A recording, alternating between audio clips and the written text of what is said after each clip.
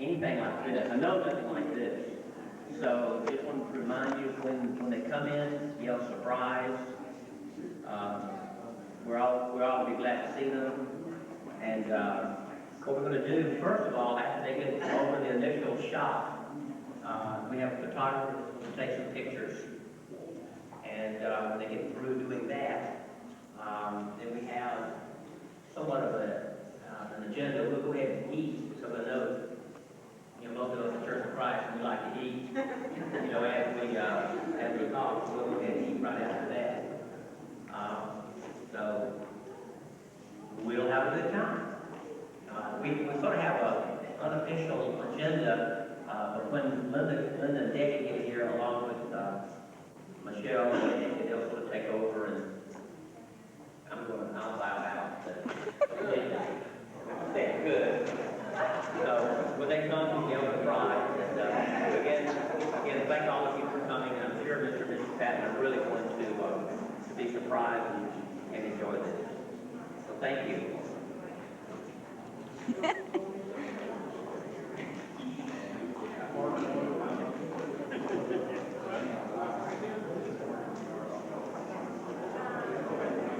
Do you mind if I video? I'm not real good at this. Alan usually has it. But I'm sitting here, I said, Jasper, just get it. This is not my cup of tea, but I'm just hoping it's really recording.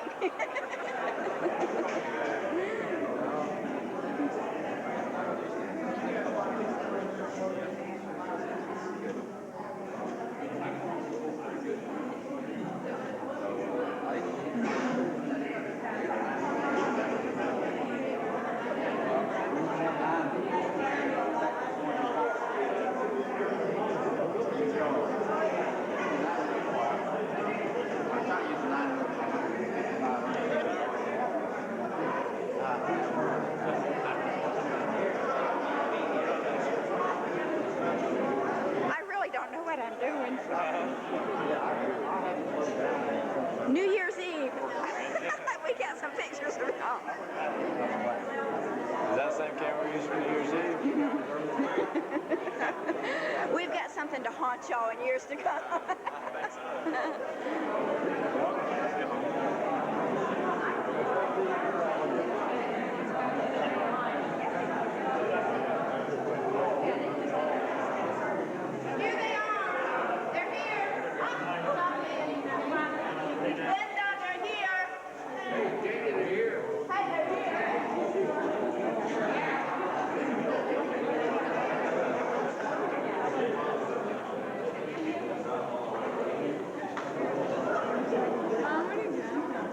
Just videoing the craft.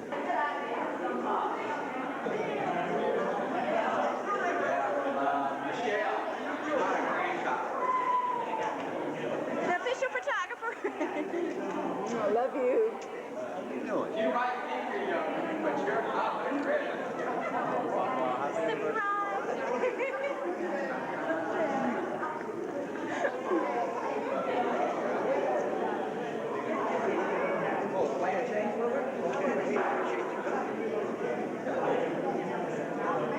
You can hug and kiss in a minute. Let's get a few pictures.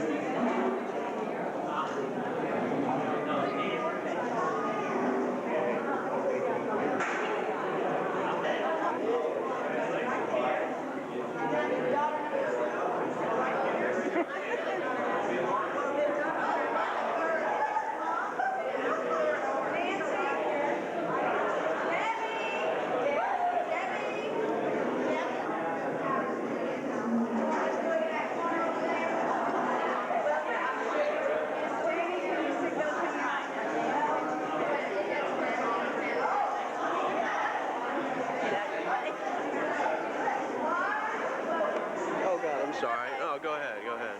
No, you do. I got the height thing going on. It's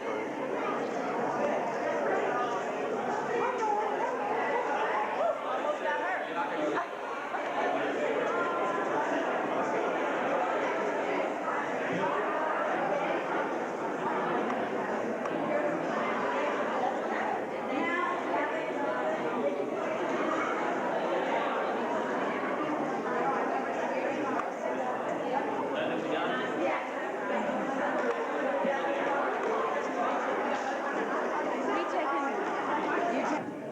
Okay, we're gonna do some interviews. They're fixing to leave right there. They're real good show. Okay, we want Nanny and Papa to remember everybody that's here today, so we're gonna interview some people and get maybe some inside stories, anything we can find out about Nanny and Papa.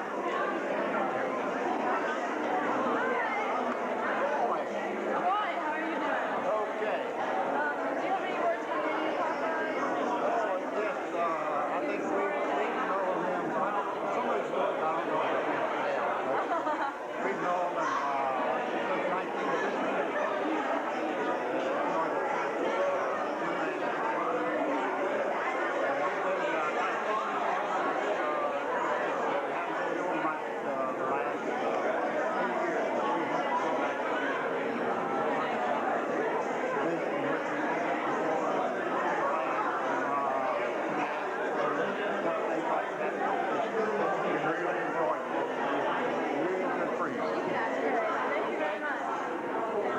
And welcome to the Patton's 50th wedding anniversary. JD, can I go? Can I keep talking? Okay, thanks. We are all here today to celebrate the marriage 50 years ago, this coming Thursday, July 3rd at 8 p.m. of two very, very special but very different people, Tex and Maxine Patton. Except for their belief in God, family, and church, they are as different as night and day. Y'all agree? As we know, Daddy pretty much is a quiet man who just happens to be pretty smart fellow. Never wanting to be the center of attention most of the time, he keeps most of his thoughts to himself. He comes by his quietness naturally, and I got this from a reliable resource, my grandmother, who had let us know that Daddy's father would go days without talking. And Daddy hasn't done that too often. I think maybe 2 days is the longest I've heard. Mama, would you agree? Okay. But he has neat ways of communicating without words.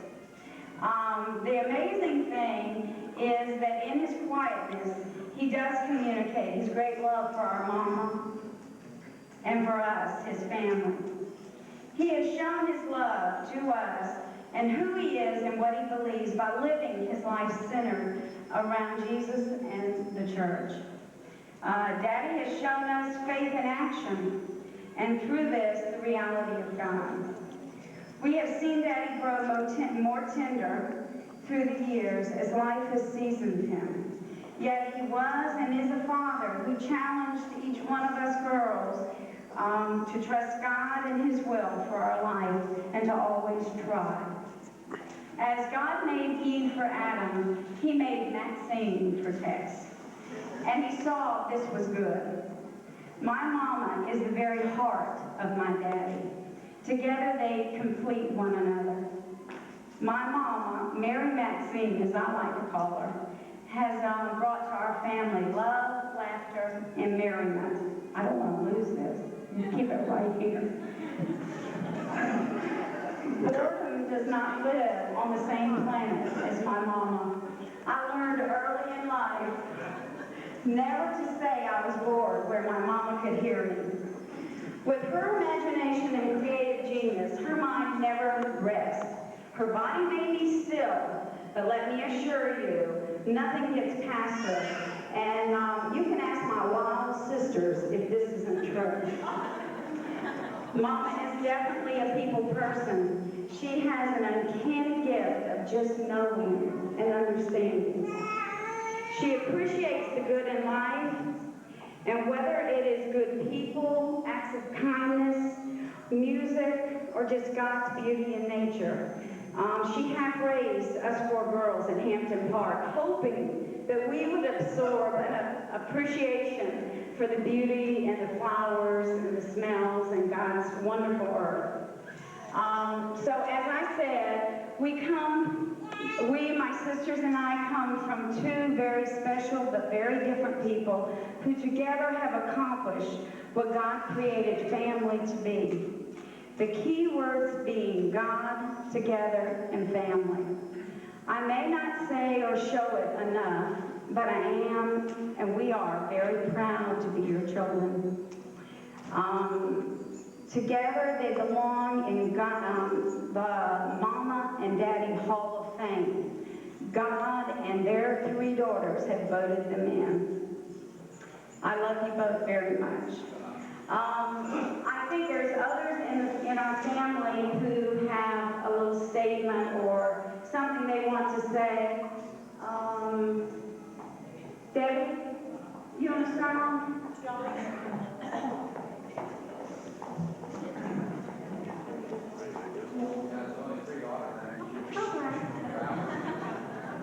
Mama and Daddy, what's your name? I'm not going to be that long. I hope I can get through this. I'm not as verbal as we've talked a lot about in the last few days as Linda. But Linda had asked all of us to think about some things that we wanted to reflect on about Mom and Dad. And when I started thinking about it, I had to separate them like Linda did. They are two very different individuals. My dad, there are 3 things that I'm very thankful for my dad. He has always shown us, first and foremost, that he loved the church. And secondly, he has shown us that he loved Mama. And those in itself are gifts to us. And thirdly, he has shown us that he loves us. And throughout all of our years of growing up, Daddy had a special way of making each one of us feel very special. When we had a problem, we could go to him and he would listen. I thank you for all of that. I love you. Well, Mom, there's so much to say. In fact, I wrote a little epistle here, almost like Linda's. But I think... You're not going to get equal time, many things come to mind when I think about my mom. Mother has always been there for us with advice, solicited and unsolicited. One of the things I really started to personalize this, and that is that Mama has helped me throughout my years growing up, my years in marriage, and my years in parenting, to keep things in perspective. And I thank you for that. I love you, Mom.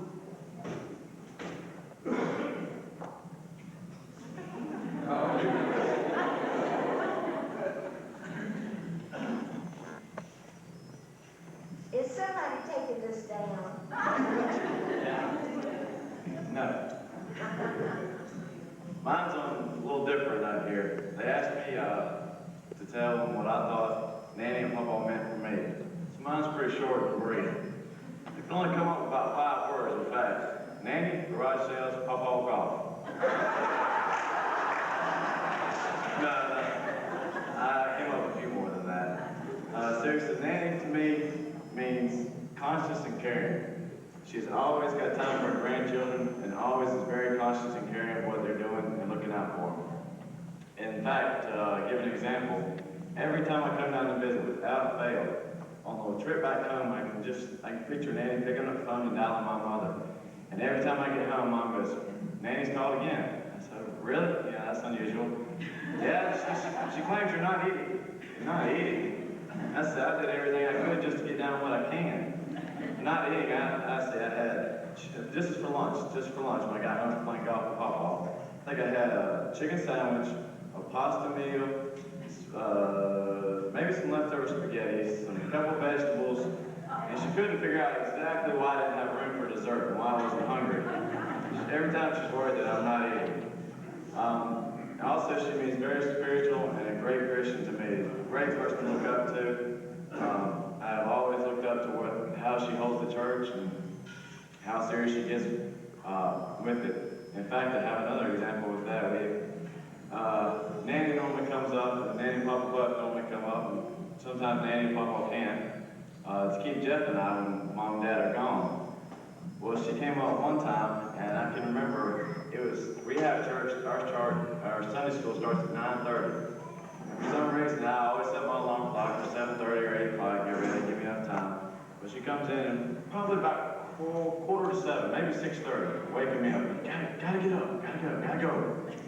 So I said, Nanny, ours doesn't quite start quite as early as y'all's does. It didn't matter. Gotta get there. We got there, it was 8:30. That was just great. The only problem is Sunday school doesn't start until 9:30. But church wasn't even open. We couldn't even get in. We had to sit in the car. We had the first parking space though. We had to sit in the car for 15 minutes before anybody even got there to unlock the church. And me and Jeff got a big kick of that. Papa and us to me, firm yet serious yet loving. As a kid I can recall, I'm sure I did getting spanked by Papa. There was one real serious reason for that. I was scared to death of him as a kid. He doesn't have to spank you to make you feel like he knows you've done something wrong. Kind of a Napoleon Bonaparte almost, at times. But he was very loving and always made sure that he had time to do something with you. He also showed me his patience. He has taught me great patience in everything that he does, and never left proportion, and very cool. In fact, I remember as a child that we always used to go fishing over the lake house he used to have in the mountains. Man, I love to drive a boat. That powerful 3-horsepower engine it has in the back. I just love that thing. Well, we got up about dawn time. We got out there on the lake, and we'd gone to his favorite fishing spot. I remember we always went to this one spot. For some reason, I can remember this. It was a while ago. And fish just weren't quite biting there. Well, he said, well, let's go try this other one. Man, that's all he needed to say. I cranked that thing up and gunned it. Well, of course, fish don't like to be bothered a whole lot, so he just calmly looked up and said, son, I don't think we need to fish that spot for a little while. I don't think the fish will be biting there for a little while. But Papa also means quality time with the grandchildren. He always has time to go to some sporting events, plays, what have you. He is every sports event I can ever remember that he has time to go to, he is there. And plays too. In fact, I can remember a good play. I'm sorry, I'm not looking at you, Wendy. It was a play I remember watching at a family reunion. It was a good play, just a little lengthy for us, and I felt bad because I was kind of in and out. And unfortunately, I looked over at Papa, and he wasn't in and out. He was just out. No question about it. So it made me feel a little bit better. But he was there watching it. But he also likes to play golf. We get out there, and no matter rain or shine, he's going to be at the sporting events or the play or whatever the grandchild is doing. And I can attest to that because I love to play golf, and I really do. But something about when there's white stuff on the ground, I'm just not really thrilled about playing golf. Or when it's a monsoon or sleeting, it just, no, we're out there, 8:30, play golf. We're going, we just put on a rain suit, a few gloves, a hat, mittens, you'll be good. But in all seriousness, we love all the grandchildren, love them very much, and I don't think they'll ever imagine how much they have meant to us in our lives, and how much all of us really do look up to you. We love you. Last, I think Jeff was taking back seat to David today. But there's a couple things that I'd like to say. Of course, the thing that really means a lot to me is they're the best grandparents in the whole world. There is no other grandparents that are as good as they are. They're always there for the kids. They're always there for us. I thank you tremendously for that. You don't know how much that means. They've been up there for all kinds of sporting events. They've been there every time we've needed them. They've been there. It's very special to us. There is no one in this world that I would trade the two of those for. There's a few things, though, that have come along during the time. When I first met them, Debbie scared me to death, and she was right. She said, now, they're pretty strict, pretty strict, and they were. And but we had a lot of things that was kind of fun. Before we got married, I wanted to bring Debbie to Massachusetts. I'm from Massachusetts, so I said, I want to take Debbie to Massachusetts and to visit, my parents in that type of situation. Well, I hadn't even really thought about it. The first question out of their mouth was, well, where are you going to stay along the way? And I thought, well, I'm driving straight through, so we're not staying anywhere. Now that worked pretty good, except for coming back from Massachusetts. We drove straight through the first time, that was good. Coming back, Debbie said, I gotta go by and see this friend that's in Maryland. I said, well, Debbie, you know, that's gonna put us a little bit late, you know, if we go off the road and go back, and don't you remember your mama and your daddy said, we have to go back. And so we did, we had to stop. If anybody knows Debbie, we had to stop, okay? So we stopped, and by the time we got out of there, Debbie fell asleep about 11 o'clock that night, and at 4:30 I was still driving. So I got there. We went straight through. One of the things that sticks in my mind about meeting Tex is one of the first times we went to take Debbie out. You know, she was at Clemson, and to pick up her stuff. And I'll never forget it. We went up to get the stuff out of the room, and we brought it back down, and Debbie had, I'd say no more than 100 boxes of shoes, something like that, down in this cart, and we found, and we had all Debbie's clothes, you know how the women are, they have it all laid out and everything like that. Well, when Debbie brought down, it was just too much. When she brought down those last boxes of shoes, Tex had already filled the trunk. Everything was in its place. And Debbie came down with the last load of shoes, and it was too much. And Tex did this. He went in the car, he took everything out of the trunk, and he took it over to the curb, and went, whack, threw it out. He came back over there, he got Debbie's shoes, he jammed them in there. I remember going to put his clothes out there, and stuck them back in the trunk. You know, I didn't say a word. Not a word. But we've had a lot of good times. We've gone to Texas, and back a few times. They've been up to our house a few times. But the one thing that you'll always know is the church comes first, and then the family, and all of the grandchildren and all their friends. Their friends mean a lot to them, and I know that they appreciate very much y'all being here today. We appreciate very much y'all being here, and we love both of you very much. I don't have that much to say on days, but really do love them on all aspects.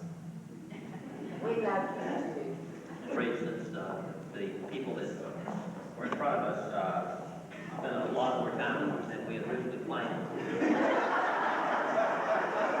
I just want to say, as the first son-in-law, the one that the first male in the household. But the best one was second. And also the humblest. I guess what I want to say, a couple of things to Papa. I just want to tell both of them how much I love them and respect them. When I think of Mr. Patton, I think of a couple of things. I think of commitment to Jesus, commitment to his children, and his commitment to Nanny. For those of you who don't know, that's Mr. Patton. And I also look at him as an example. He has been, I think, certainly to me, like a second father. We respect him. We respect him for his honesty, for his hard work, and for the respect that he shows us, and I quite frankly showed everyone that I've ever seen him deal with. Papa is a success, and I only hope I can be half as successful as he. Thoughts about Nanny?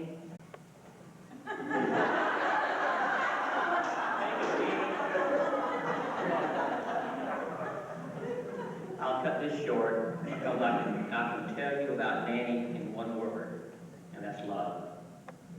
She loves us, and she lets us know. Thank you, Nanny. I want my two girls, Winnie and Emily, have something they want to share. Mine is short, not as long as Dave's, and that was a good introduction to the grandkids talking on. But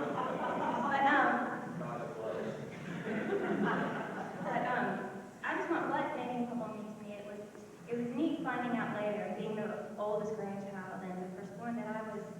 privilege of naming them, naming Pawpaw.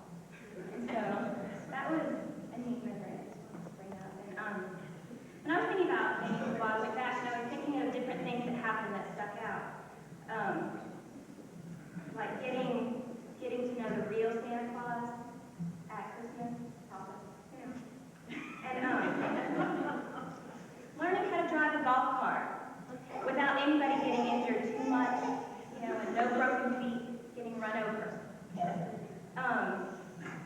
Almost being crushed by a tree on Highway 61 on the way to the famous swimming pool.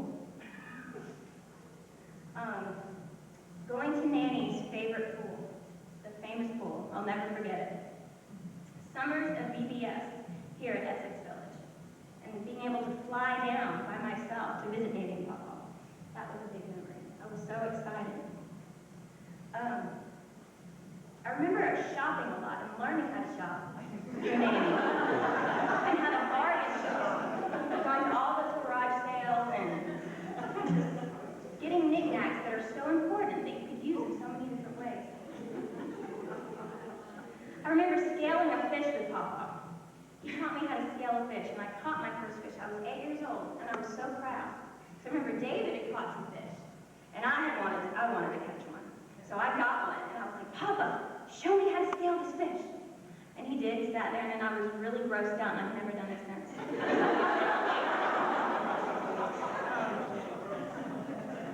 It always really meant a lot to me, Nanny and Pawpaw coming for all the sporting things, all the plays, even though some were very, very long. But it just meant a lot to me. More importantly, the faith and confidence that I've seen in both Nanny and Pawpaw, first in God, in themselves, in each other, in their daughters, and then their son-in-laws, and then us as grandkids. I'm so proud of Nanny and Pawpaw. They've made it through thick and thin together, and now in the 90s, people don't take love and commitment as seriously as Nanny and Pawpaw has. Unfortunately, they don't. I just want you to know that I love you both very much, and I'm so proud of y'all.